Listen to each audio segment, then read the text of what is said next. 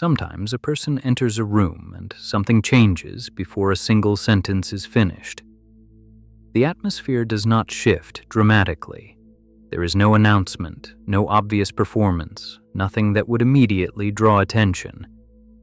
And yet the space begins to feel slightly easier, slightly warmer, as if the tension that often sits quietly between strangers has been loosened. The charmer rarely forces this moment. In fact, forcing it would ruin the effect. They enter the room the way everyone else does. They greet people normally. Their voice carries the same volume as the voices around them. Their posture is relaxed, not exaggerated. Nothing about their behavior looks theatrical. But small details begin to appear. They look directly at the person speaking to them, not quickly, but with steady attention. When someone introduces themselves, the charmer remembers the name and repeats it naturally in the conversation a few moments later. When someone speaks about a small frustration or inconvenience, the charmer listens with a kind of interest that feels genuine. These gestures are not dramatic, they are simply precise. Most people are used to conversations where attention moves quickly from one person to another. A thought is shared, someone responds briefly, and the discussion moves on. In that rhythm, it is easy to feel only partially heard. The charmer interrupts this pattern without making it obvious. When someone speaks, they remain with the thought a moment longer than expected. They ask a small follow-up question. They react with a brief smile, a nod, or a short comment that shows they understood not only the words, but the feeling behind them. People notice this. Not consciously at first. It simply creates a subtle impression that the conversation is more comfortable than usual. Within a few minutes, the room begins to reorganize itself. People lean slightly closer when speaking. Conversations last a little longer than they normally would. Someone who usually stays quiet finds themselves explaining a story they had not planned to share. Trust begins appearing early. The charmer does not ask for it. They do not demand openness. They simply create the conditions where openness feels natural. Part of this effect comes from calmness. The charmer rarely appears rushed or distracted. They do not look around the room while someone is speaking, searching for a more interesting conversation. Their attention feels stable. When they laugh, the reaction is warm but not overwhelming. When they listen, their posture signals patience. These small signals send a quiet message. This person is safe to talk to. And people respond quickly to safety. A stranger may find themselves sharing an opinion they would normally keep private. A casual acquaintance may begin explaining something personal without noticing how easily the conversation moved in that direction. The charmer does not interrupt this flow. They allow it to continue. Sometimes they guide the conversation gently with another question. Sometimes they simply remain silent long enough for the other person to fill the space with more detail. By the time the room fully settles, the charmer has already become a comfortable presence inside it. Others may even feel as though they have known this person longer than they actually have. This is the quiet power of charm. Nothing dramatic has happened. No one has been persuaded openly. No promises have been made, no arguments have taken place. And yet the room has moved closer to someone who was, only moments earlier, a complete stranger. Trust has appeared, and it arrived faster than anyone expected. This is where Jung would begin to look behind the charm. On the surface, the charmer appears warm, open, and easy to trust. Conversations flow smoothly around them. People feel understood. Small details are noticed. The interaction feels natural, almost effortless. But Jung would be less interested in the effect and more interested in the structure that produces it. He would ask a simple question: which part of the person are we actually meeting? Jung believed that every individual develops what he called a persona. The persona is the face we present to the world. It is shaped by what the environment expects and by what helps us move through social situations successfully. In many ways, the persona is necessary. Without it, everyday life would be difficult. People learn early that certain expressions create approval while others create discomfort. Warmth invites conversation. Confidence attracts attention. Calm behavior reassures others. Over time, the mind begins to arrange these traits into a social mask that works. The charmer often develops this mask with unusual precision. They learn how people respond to small signals. A brief smile can relax tension. A moment of focused attention can make someone feel valued. A small compliment can transform the mood of a conversation. These actions are not always manipulative in intention. Often they begin simply as observation. The charmer notices that people respond strongly to recognition.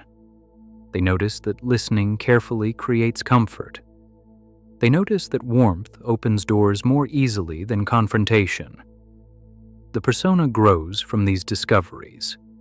Gradually, the charmer becomes very skilled at presenting the version of themselves that fits the situation. With one group, they may appear playful and humorous. With another, they may appear thoughtful and calm. In a different environment, they may become energetic and enthusiastic. The adjustments are subtle. Most people do not recognize them happening.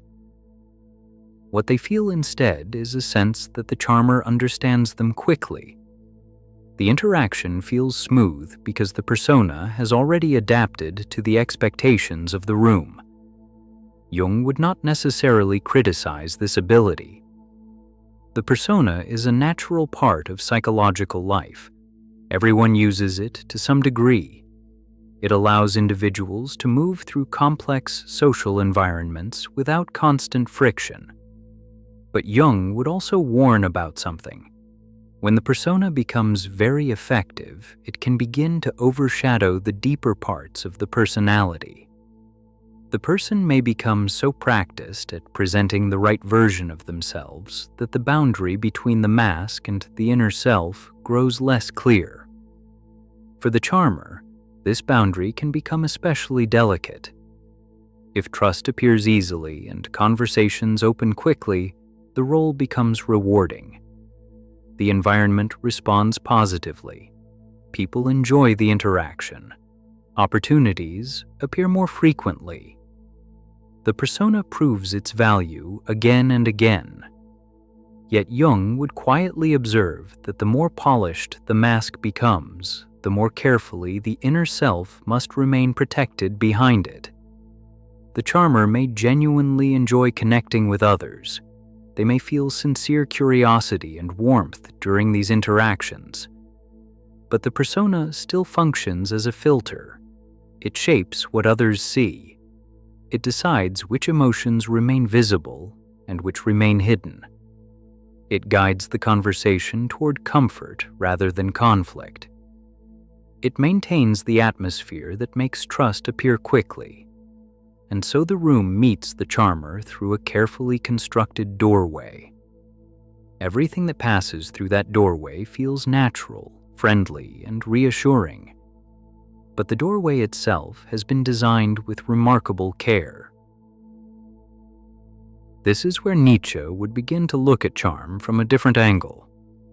Most people experience social approval as something pleasant but secondary.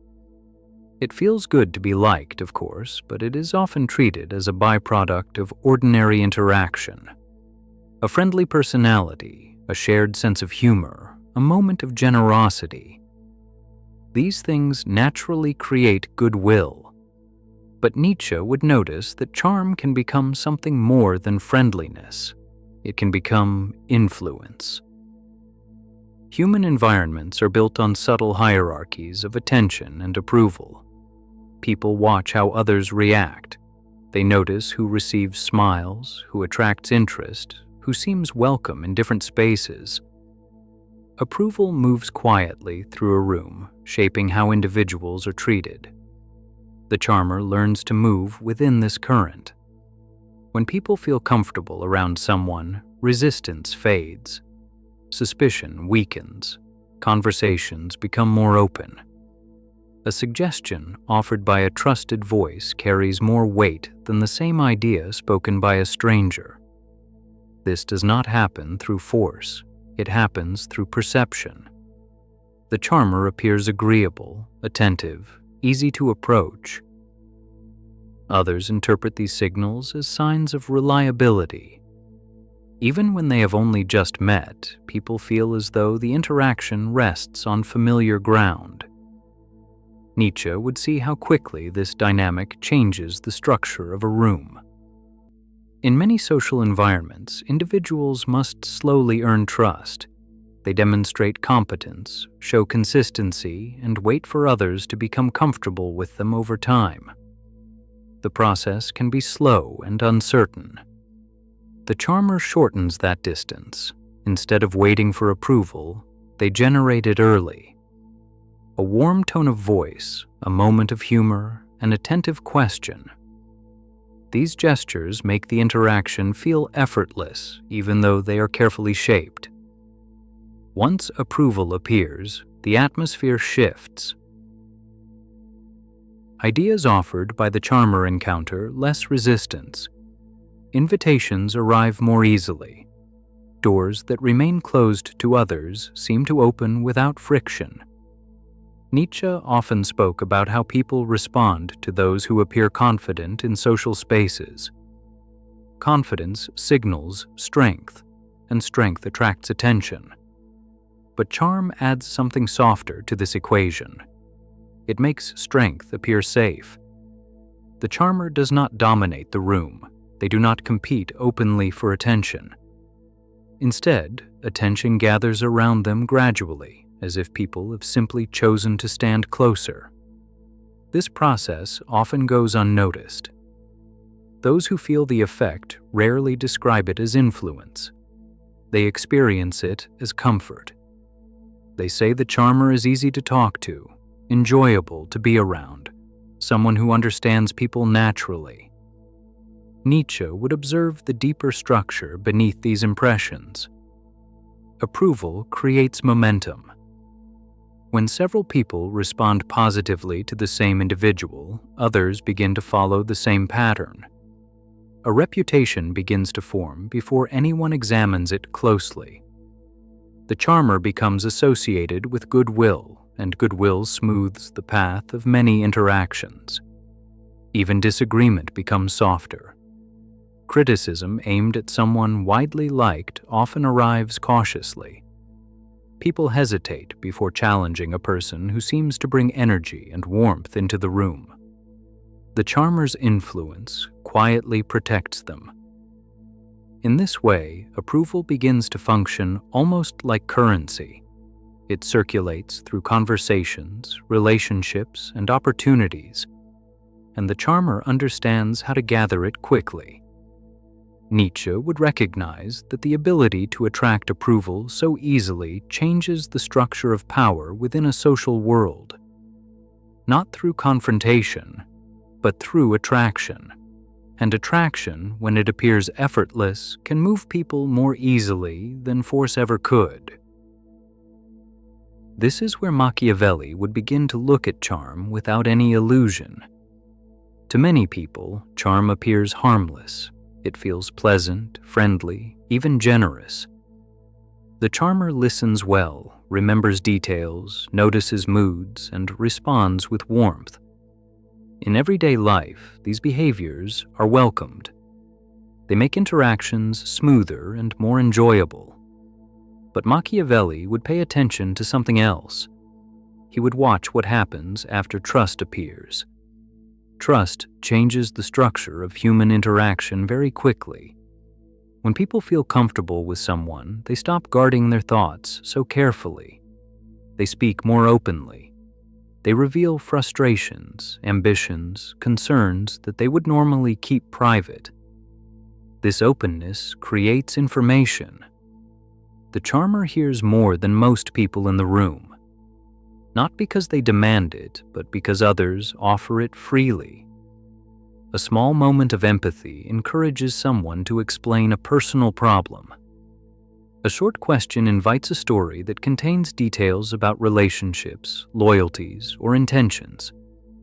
Machiavelli would recognize how valuable this information can become. Influence rarely depends only on authority. In many situations, authority is absent or limited. People must rely instead on persuasion, reputation, and the ability to guide conversations in a favorable direction. Charm prepares the ground for this guidance. When someone is already trusted, their suggestions meet less resistance. Advice sounds reasonable rather than suspicious. Requests appear natural rather than strategic.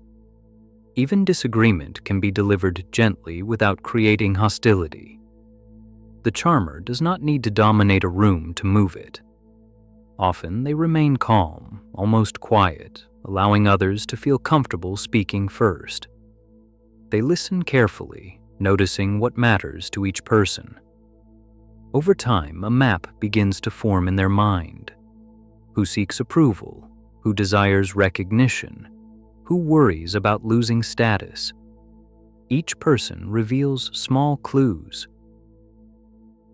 Machiavelli believed that power often belongs to the individual who understands people clearly, not in a dramatic way, but in a patient, observant way.